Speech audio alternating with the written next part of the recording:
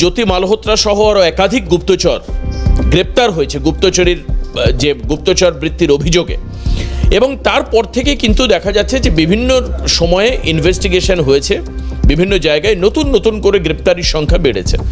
আসলে জ্যোতি মালহোত্রার মতো এই ধরনের যারা ব্লগার রয়েছেন তাদের সূত্র ধরে পাকিস্তান একাধিক তথ্য ভারতের হাত থেকে নিত, এরকমটা এর আগেই আমাদের কাছে খবর এসে পৌঁছেছিল, এবং তদন্তকারীরাও ঠিক সেটাই মনে করছেন যে ব্লক করার সুবাদে বা সেই অজুহাতে আপনি যাই বলুন না কেন, এক দেশ থেকে অন্য দেশে বারংবার যাওয়া, একাধিকবার যাওয়া, বিশেষত পেহেলগাঁও হত্যাকাণ্ডের 2-1 মাস আগে পাকিস্তানে যাওয়া, এবং তথ্য আদান প্রদানের ক্ষেত্রে এদের একটা ভূমিকা আছে বলে যেটা তদন্তকারীদের ধারণা। এরপরে যাদেরকে গ্রেপ্তার করা হয়েছে তাদেরকে জিজ্ঞাসাবাদ করার পরে আরও নতুন নতুন তথ্য বিভিন্ন জায়গা থেকে আসছে, এবং তার ভিত্তিতে কিন্তু এর মধ্যেই একাধিক জনকে গ্রেপ্তার করা হয়েছে, গ্রেপ্তার করেছে কেন্দ্রীয় সংস্থা এনআইএ।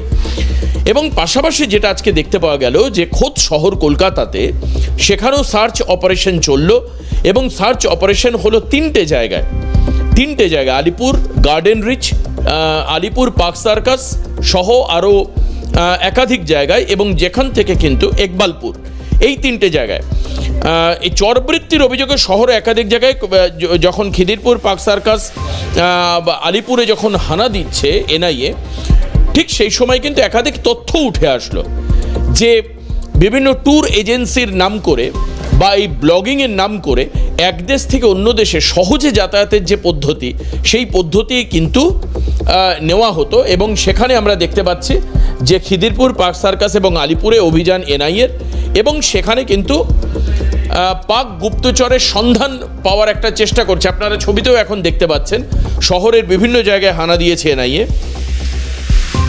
এবং সেখান থেকে কিন্তু তথ্য আসছে বিভিন্ন কোন কোন জায়গায়। এই জায়গাগুলোর মধ্যে রয়েছে খিদিরপুরে, যেখানে কলকাতায় বৈদেশিক মুদ্রা যে বিনিময় হয় সেই এলাকায় খিদিরপুরে আমরা দেখতে পাচ্ছি। এছাড়াও আমরা দেখতে পাচ্ছি মতিরাম বলে একজন, তার অ্যাকাউন্টে বেশ কিছু টাকা ঢোকার প্রসঙ্গ উঠে আসছে। এছাড়াও আমরা দেখতে পাচ্ছি যে টাকার বিনিময়ে ছবি এবং তথ্য সরবরাহ করত বলে মতিরাম বলে একজনের নাম উঠে আসছে। মতিরাম বলে একজন ব্যক্তি কলকাতায়, তবে কি পাক গুপ্তচর? এই প্রশ্ন উঠছে, কারণ আমরা জানি যে কলকাতা থেকে বাংলাদেশ সীমান্ত অত্যন্ত কাছে, মানে কলকাতা থেকে যদি আমি ধরি 50 থেকে 60 কিলোমিটারের মধ্যে বাংলাদেশ সীমান্ত রয়েছে। সেই সীমান্ত বারবার করে বলা হয়েছে যে সেই সীমান্ত দিয়ে বাংলাদেশের মাধ্যমে অথবা নেপালের মাধ্যমে ভারতবর্ষকে, কলকাতাকে সেফ করিডোর হিসেবে ব্যবহার করে, পশ্চিমবঙ্গকে ট্রানজিট রুট হিসেবে ব্যবহার করে এই ধরনের জঙ্গিরা তারা ভারতে ঢোকার প্ল্যান করেছে, এবং বেশ কিছু ক্ষেত্রে তারা সফল হয়েছে, বেশ কিছু ক্ষেত্রে সাফল্যও তারা লাভ করেছে। সেই সূত্র মারফত কলকাতার ভূমিকা কিন্তু গুরুত্বপূর্ণ, কারণ ফরেন এক্সচেঞ্জ থেকে শুরু করে আরও একাধিক সংস্থা রয়েছে যারা ট্যুর ট্রাভেল এজেন্সি, তাদের মাধ্যমে কি এই গুপ্তচরেরা তথ্য সংগ্রহ করতে। আমি চলে যাব অভিরূপা শাহ, আমাদের প্রতিনিধি আমাদের সঙ্গে রয়েছেন। অভিরূপা, যেটা জানতে পাচ্ছি কলকাতার 3টি জায়গাতে তল্লাশি, সারা ভারতের 15টা জায়গায় একযোগে তল্লাশি হচ্ছে এই কারণের জন্য যে পাক গুপ্তচর বৃত্তিতে কারা কারা জড়িত ছিল, অর্থাৎ সেই সমস্ত ব্যক্তিদেরকে খুঁজে বার করার চেষ্টা করা হচ্ছে যারা বিভিন্ন অছিলায় ভারতের বিভিন্ন তথ্য পাকিস্তানে আদান প্রদান করতেন বলে গোয়েন্দাদের প্রাথমিকভাবে মনে হচ্ছে। কলকাতাতে কোন কোন জায়গায়, বিশেষত মতিরাম বলে একজনের নাম আসছে, ফরেন এক্সচেঞ্জ বা বৈদেশিক মুদ্রা বিনিময়ের কেন্দ্রের যোগ রয়েছে বা ট্রাভেল এজেন্সি, ঠিক কি জানতে পারা যাচ্ছে এখনো পর্যন্ত?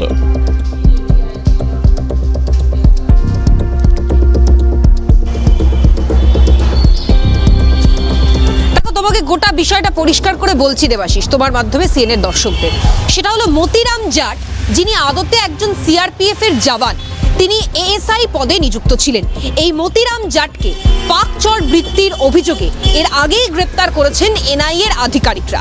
এবার এই মতিরাম জাটকে জিজ্ঞাসাবাদ করে একাধিক গুরুত্বপূর্ণ তথ্য প্রমাণ তদন্তকারী আধিকারিকরা পেয়েছেন। ঠিক যেখানে আমি দাঁড়িয়ে রয়েছি তোমাকে একবার ছবিটা দেখাতে বলবো। একবালপুর সংলগ্ন এলাকা ইনফো সলিউশন ট্রাভেল পয়েন্ট তুমি দেখতে পাচ্ছ।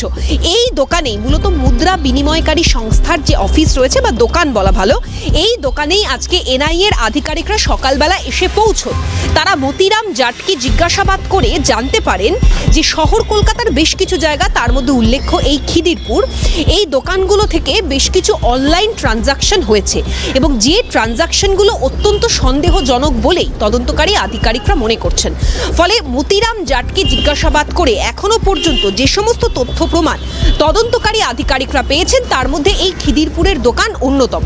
আজকে এনআইএ এর আধিকারিকরা আসেন, এই দোকানের যিনি কর্ণধার ছিলেন তার সঙ্গে কথা বলেন এবং 2024 সালের 3টি ট্রানজাকশন তারা খুব সন্দেহজনকভাবে তারা নোটিস করেন এবং তারা দেখেন এবং সেই 3টি ট্রানজাকশনে মতিরাম কিভাবে লাভবান হয়েছিলেন বা এই ট্রানজাকশনগুলো কোথায় হয়েছিল, দেশে হয়েছিল না দেশের বাইরে হয়েছিল, এই ধরনের বিভিন্ন গুরুত্বপূর্ণ তথ্য সংগ্রহ করেন আজকে এনআইএ এর আধিকারিকরা। মূলত পাক গুপ্তচর বৃত্তির অভিযোগ ছিল এই সিআরপিএফ জওয়ান মতিরাম জাটের বিরুদ্ধে।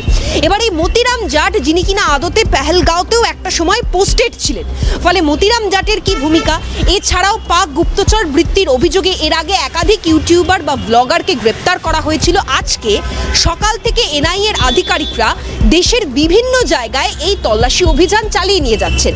দেশের মোট 15টি জায়গায় তল্লাশি অভিযান চলছে, দেশের 7টি রাজ্যে এই তল্লাশি অভিযান চালানো হচ্ছে। তার মধ্যে আমাদের ওয়েস্ট বেঙ্গল রয়েছে, অর্থাৎ পশ্চিমবঙ্গের কলকাতা রয়েছে, কলকাতার 3টি জায়গা ইকবালপুর, আলিপুর এবং পার্ক সার্কাস, বলা ভালো খিদিরপুর, আলিপুর এবং পার্ক সার্কাস, এই 3 জায়গায়।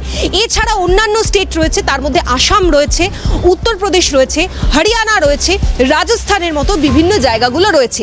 সমস্ত জায়গাতেই কিন্তু একযোগে এনআইএর এই তল্লাশি অভিযান হচ্ছে এই পাক গুপ্তচর বৃত্তির জের। এবং মূলত আজকের এই যে দোকানে আমরা রয়েছি, দোকানের যিনি কর্ণধার রয়েছেন তাকে আগামী সোমবার এনআইএর যে কলকাতার অফিস রয়েছে সেখানে ডেকে পাঠানো হয়েছে জিজ্ঞাসাবাদের জন্য। এবং মূলত এই দোকান থেকে 3টি মোবাইল, একটি ল্যাপটপ বাজেয়াপ্ত করেছেন এনআইএর আধিকারিকরা। এবার এই দোকানে আসার কি উদ্দেশ্য তোমাকে বললাম, মতিরাম জাটের অ্যাকাউন্টে বেশ কিছু সন্দেহজনক লেনদেন দেখতে পেয়েছেন তদন্তকারী আধিকারিকরা। শুধুমাত্র মতিরামই নয়, তার স্ত্রীর অ্যাকাউন্টেও বেশ কিছু অনলাইন ট্রানজাকশন হয়েছে।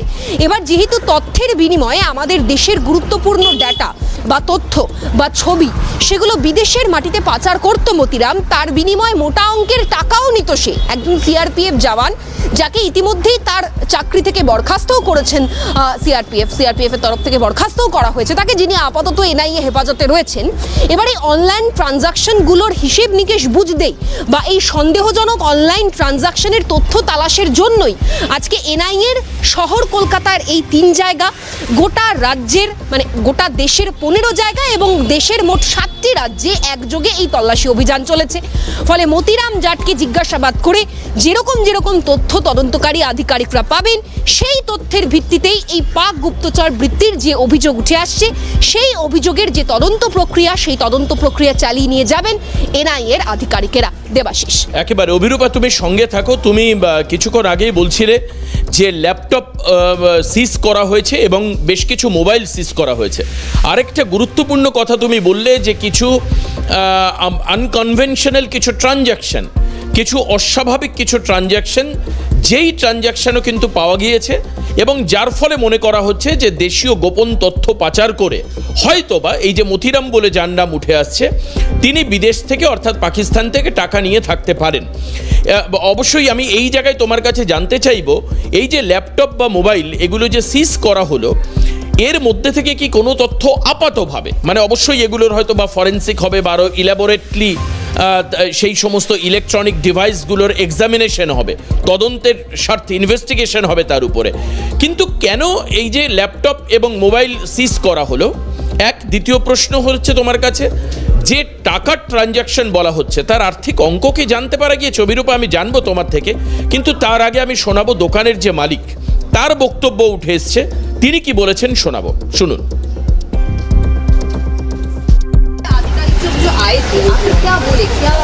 वो जब आए सुबह के टाइम, जब दुकान खोले सुबह के टाइम आए, बोले कि हम लोग आए एनआई के तरफ से सर्चिंग करने आए। आपके दुकान को सर्चिंग करना है, आपके मोबाइल को सर्चिंग करना है। तो उन्होंने हमारा मोबाइल ले लिया। सर्चिंग करने के बाद जब उन्होंने एक तो रिकॉर्ड हमको दिखलाया, 5,000 का ट्रांजैक्शन का रिकॉर्ड दिखलाया कि ये ट्रांजैक्शन हुआ है, आपके मोबाइल से हमको सर्च करना है। तो वो ट्रांजैक्शन का उनको कुछ रिकॉर्ड नहीं मिला, ठीक है। 5,000 वाला ट्रांजैक्शन का रिकॉर्ड उनको नहीं मिला। उसके बावजूद वो सेम नंबर वाला वो निकाले सर्चिंग करके, वो 3 ट्रांजैक्शन हुआ है बाकायदा पे point India third party apps के ज़रिए हुआ है। ये 2014 अप्रैल की बात है ना, 2024 अप्रैल की ये बात है। ये ट्रांजैक्शन 3 ट्रांजैक्शन हुआ है। कहाँ पे गए थे ये पैसा? ये तो इंडिया ही में गया, ये तो इंडिया अकाउंट है, बैंक अकाउंट ये इंडिया ही का है, ये इंडिया का अकाउंट है। हाँ, ये 3 ट्रांजैक्शन अलग अलग डेट में हुआ है। ये बैंक अकाउंट इंडिया ही का है, ये इंडिया ही में गया। पैसा यहाँ तो पाकिस्तान या कहीं और कहीं नहीं जाते। सुबह करीब वही 11:30-12 बजे के करीब आए थे। 2 बजे गए, सर्चिंग वगैरह करके नोटिस वगैरह दे के गए हैं। नोटिस में क्या बोला? नोटिस में वो दे के गए कि आपको आना है 11 बजे मंडे के दिन। ठीक है, आऊँगा, इनाई ऑफिस आऊँगा। लेकर गए ये आपका दुकान? 3 हमारा मोबाइल लेके गए और लैपटॉप लेके गए, वो सीज करके लेके गए। 3 मोबाइल लेके गए, 1 लैपटॉप लेके गए, वो सीज करके गए।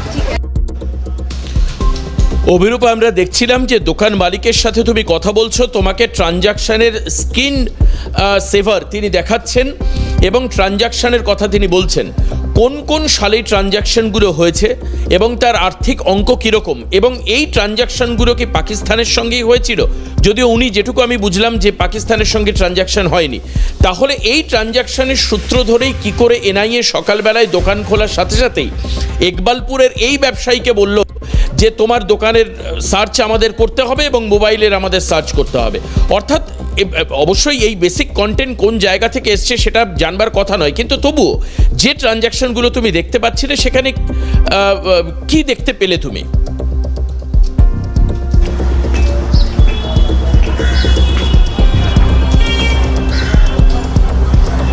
দেখো, নির্দিষ্ট কোনো একটি সংস্থার কাছে এই টাকা পাঠানো হয়েছে, সেটা কোনো ফরেন মানি নয়, মানে পাকিস্তানের মাটিতে এই টাকা পাঠানো হয়নি। এবার কারা এই টাকা নিল, মানে এটাও হতে পারে যে সরাসরি মতিরাম জাটের অ্যাকাউন্টেই যে এই দোকান থেকে টাকা ঢুকেছে বা মতিরাম জাট এই দোকান থেকে কোনো বিদেশে টাকা পাঠিয়েছে, তেমনটা নাও হতে পারে। এই টাকা লেনদেনের ক্ষেত্রে কিছু সন্দেহজনক সংস্থা বা আরও কোনো মিডলম্যান বা মিডল লিঙ্ক থাকতে পারে, এমনটাও মনে করছেন তদন্তকারী আধিকারিকরা। কিন্তু এই দোকানে আসা সেটা কিন্তু মতিরাম জাটকে জিজ্ঞাসাবাদ করে স্পেশাল ইনপুট পেয়ে অনলাইন ট্রানজাকশনের হিসেব ধরেই এখানে আসা।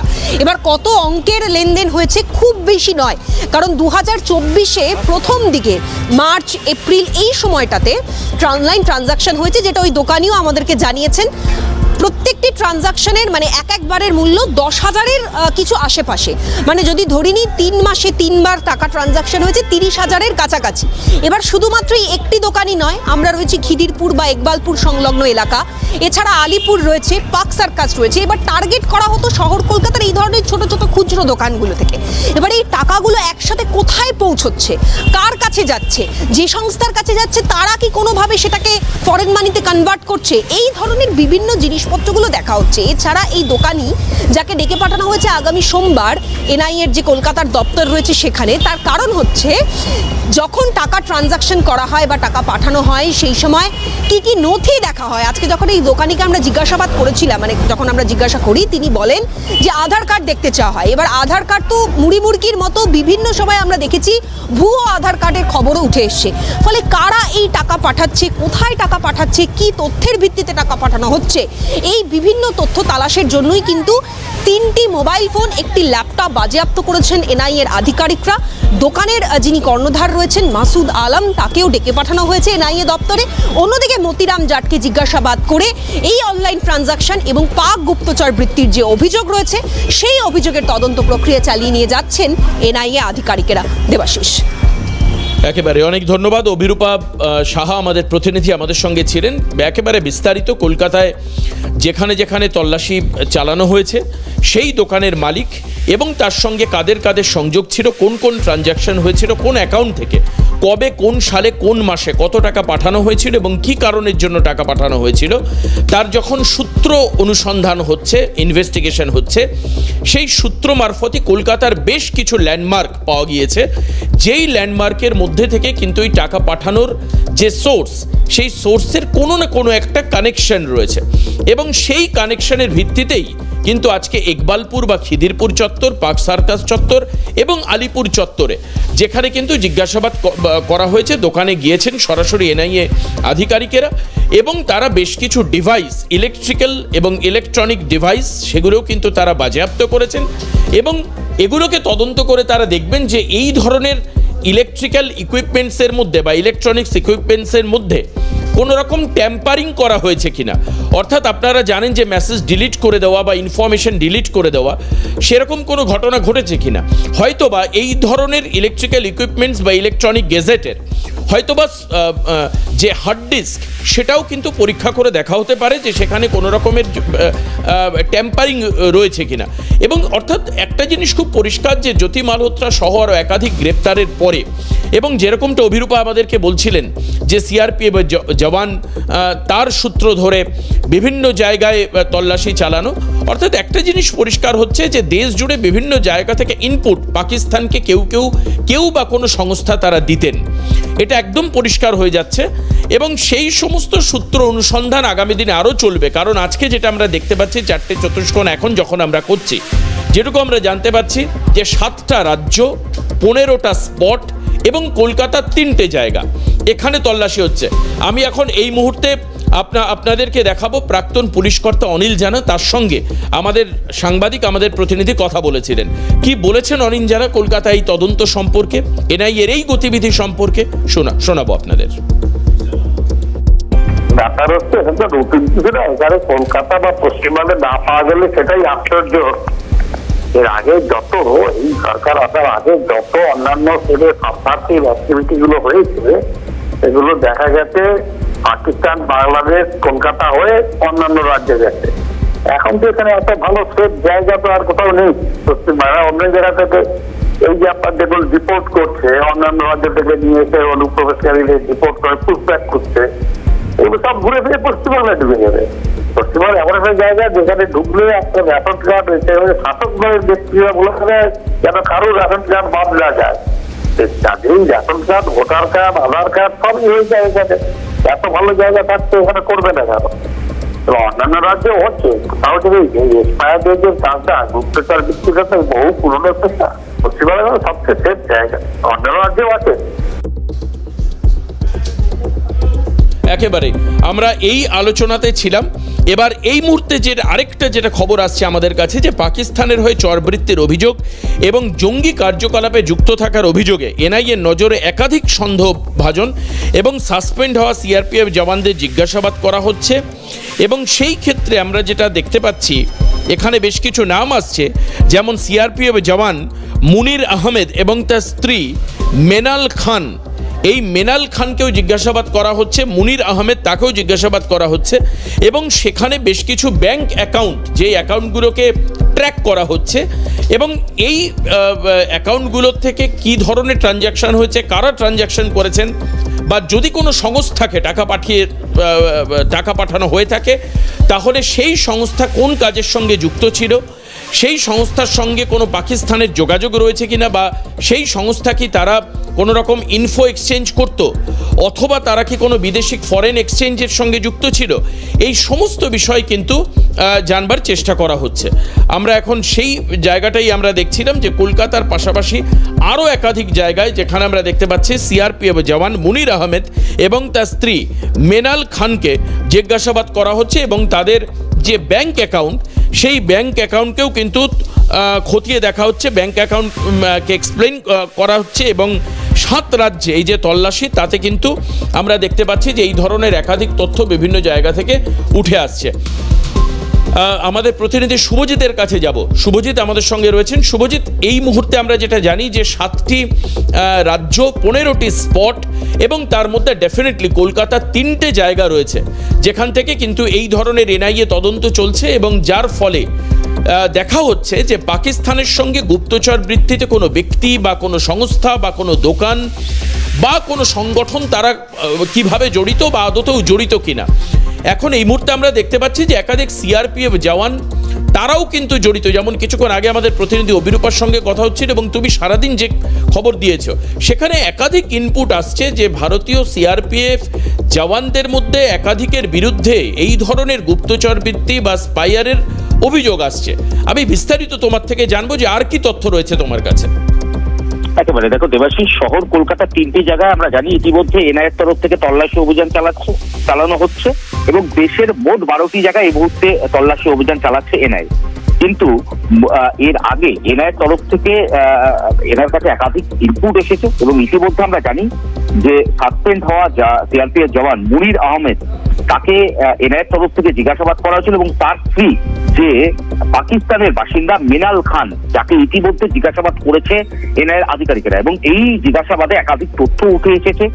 মুনির আহমেদ যিনি সিআরপিএফ জওয়ান ছিলেন তাকে ইতিমধ্যে সাসপেন্ড করা হয়েছে এবং তার স্ত্রী মিনাল খানকে জিজ্ঞাসাবাদ করা এবং তার যে অ্যাকাউন্ট, ব্যাংকিং অ্যাকাউন্ট, সেই অ্যাকাউন্ট খতিয়ে দেখে এনআইএ কর্তারা দেখতে পেয়েছেন যে দেশের বিভিন্ন প্রান্ত থেকে বিভিন্ন ব্যাংকিং ট্রানজাকশন করা হয়েছিল এই মিনাল খানের অ্যাকাউন্টে। কি কারণে এই ট্রানজাকশন গুলো করা হয়েছিল সেই তথ্য জানতে গিয়ে তারা দেখতে পেয়েছেন যে শহর কলকাতা শুধু নয়, শহর কলকাতা ছাড়াও একাধিক রাজ্যের একাধিক জায়গা থেকে ট্রানজাকশন হয়েছে এবং কোথাও গিয়ে জঙ্গি কার্যকলাপের সঙ্গে যুক্ত থাকার যে ইঙ্গিত, সেই ইঙ্গিত ইতিমধ্যে এনআইএ কর্তারা তারা পেয়েছেন। একদিকে যেরকম সিআরপিএফ জওয়ান থেকে শুরু করে তাদের পরিবারের উপর বা তাদের পরিবারের ব্যাংকিং ট্রানজাকশনের উপর এই মুহূর্তে নজর রাখা হচ্ছে। একই সঙ্গে তোমাকে জানিয়ে রাখি যে পেহেলগাঁও ঘটনার পর থেকে গত মাসে বা চলতি মাসে শুধুমাত্র শহর কলকাতা নয়, রাজ্যের একাধিক জায়গায় এনআইএ আধিকারিকরা তারা পৌঁছে গিয়েছেন, তল্লাশি অভিযান চালানো হয়েছে। এই রাজ্যের বিভিন্ন ডিস্ট্রিক্ট সেখানে কিন্তু তল্লাশি অভিযান চালিয়েছে এনআইএ কর্তারা। আজ কলকাতায় যেরকম ভাবে এনআইএ কর্তারা তল্লাশি অভিযান চালাচ্ছেন, একই সঙ্গে সীমান্তবর্তী একাধিক জেলাতে এ রাজ্যেই সেখানে এনআইএ কর্তারা তল্লাশি চালিয়েছেন এবং জঙ্গি কার্যকলাপের সঙ্গে যুক্ত অথবা জঙ্গি কার্যকলাপকে ইন্ধন যোগানো পেছনে কোনো হাত রয়েছে এরকম একাধিক ব্যক্তিকে চিহ্নিতকরণ করা হয়েছে এনআইএর তরফ থেকে এবং সেই সমস্ত ব্যক্তিদের ঠিকানায় এনআইএ কর্তারা পৌঁছেছেন। সেখানে তল্লাশি অভিযান ইতিমধ্যে চলছে। আমরা জানি একদিকে যেরকম শহর কলকাতায় চলছে, এছাড়াও শহর কলকাতার বাইরেও বিভিন্ন জায়গায় তল্লাশি অভিযান চলছে। যেরকম এই জঙ্গি কার্যকলাপের সঙ্গে যুক্ত বা বিভিন্ন ব্যাংকিং ট্রানজাকশনকে মূলত এই মুহূর্তে নজরে রাখছেন এনআইএ কর্তারা। এই ট্রানজাকশন গুলো জঙ্গি কার্যকলাপকে ইন্ধন যোগানো বা জঙ্গি কার্যকলাপে অর্থ যোগানোর জন্য শুভজিৎ বুঝতে পেরেছি এবং এর সঙ্গে যুক্ত থাকা সমস্ত তথ্যকে অনুসন্ধান করে দেখা হচ্ছে। শুভাশিস ব্যানার্জি আন্তর্জাতিক সম্পর্ক বিশেষজ্ঞ আমাদের সঙ্গে রয়েছেন এই মুহূর্তে টেলিফোনে। শুভাশিস দা, যেটা দেখতে পাওয়া যাচ্ছে যে আজকে একাধিক জায়গায় তল্লাশি, তার মধ্যে খোদ কলকাতায় 3 জায়গায় তল্লাশি চালাচ্ছে এনআইএ। উদ্দেশ্য একটাই যে পাক গুপ্তচর হিসাবে কারা কারা কাজ করতো বা কোন কোন সংস্থাগুলো যুক্ত ছিল বা কত টাকার ট্রানজাকশন হয়েছিল।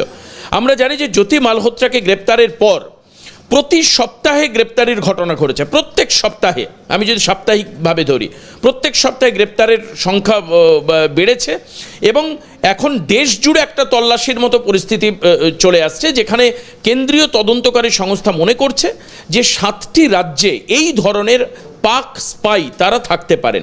এবং তার থেকেও গুরুত্বপূর্ণ বিষয় হচ্ছে একাধিক সিআরপিএফ জওয়ানের যুক্ত থাকার একটা সন্দেহ আসছে সামনে এবং তাদেরকে একাধিক জায়গায় তল্লাশি চালানো হচ্ছে, তাদের অ্যাকাউন্ট সিজ করা হচ্ছে এবং তার একটা প্রপার ইনভেস্টিগেশন করা হচ্ছে। খুব স্বাভাবিকভাবে যাদের প্রতি নিরাপত্তার দায়িত্ব রয়েছে তার মধ্যে কিছু কিছু মানুষ যুক্ত থাকছে। এর ফলে কি মেসেজ যাবে দেশবাসীর কাছে? দেখুন, এটা সব থেকে বড় কথা, খুব সিস্টেমেটিক ওয়েতে করানোর চেষ্টা করছে এনআইএ। তার কারণটা হচ্ছে এনআইএ বুঝতে পেরেছে যে আজকের ডেটে দাঁড়িয়ে কনভেনশনাল ওয়ারফেয়ারের থেকে অনেক বেশি নন কনভেনশনাল ওয়ারফেয়ার বা শ্যাডো ওয়ারফেয়ার আমাদের ভারতবর্ষকে ক্ষতিগ্রস্ত করতে পারে।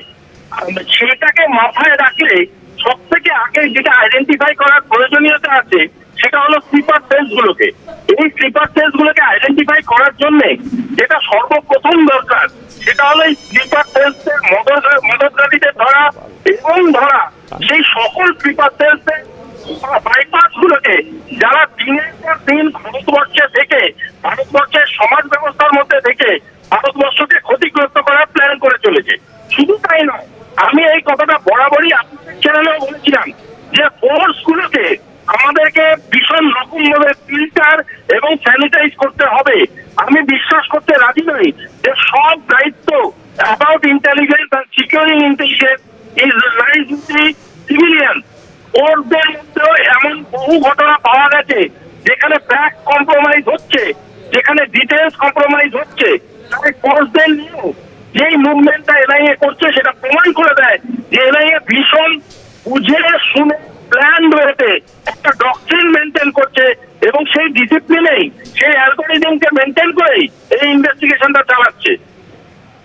একেবারেই অনেক ধন্যবাদ। কূটনৈতিক বিশেষজ্ঞ শুভাশিস ব্যানার্জি আমাদের সঙ্গে ছিলেন, কথা বলছিলেন। একেবারেই খুব পরিষ্কার যে এই জায়গা থেকে কিন্তু একটা পরিষ্কার স্যানিটাইজেশন প্রয়োজন রয়েছে এবং সেটা কিন্তু বুঝতে পারা যাচ্ছে এখন এই স্যানিটাইজেশন যদি না হয় সঠিকভাবে, তাহলে দেশের ভেতরকার বহু তথ্য যেগুলো বাইরে চলে যেতে পারে, হয়তোবা মানে যেটা যে তথ্য আগে গিয়েছে তার ভিত্তিতেই জঙ্গি কার্যকলাপ হতে পারে। এখন এই পর্যন্তই, 4টের চতুষ্কোণ। পরবর্তী খবরের জন্য নজর রাখুন ক্যালকাটা নিউজে। নমস্কার।